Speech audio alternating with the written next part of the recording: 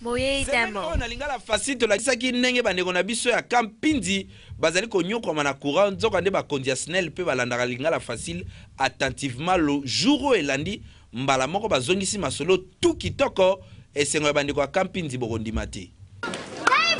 Lundi tolakisaki bino ndenge nini bana ya Kampindi na komi na Kalamu bazalaki kolela na kabine oyo ya Veni Kibongo bazalaki kolela na problème ya courant. Nzoka nde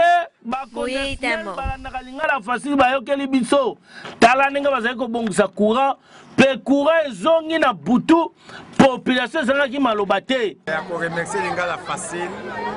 parce que tobengaka ye la fois passée on a problème na courant na biso oyo tosaki 6 mois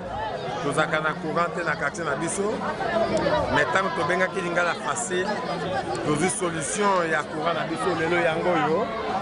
bazako Boye itamo. kabine na biso naza na esengo mingi tepeli tozimeli vraiment zakeli bababasi ya solo pena lingala facile musala kitoko ka ndenge ezalaka donc biso tozali na problème oya otala lingala facile eza te bandako sakana kwei na terrain lingala facile ekwei na kabine na biso kitoko mbala moko eye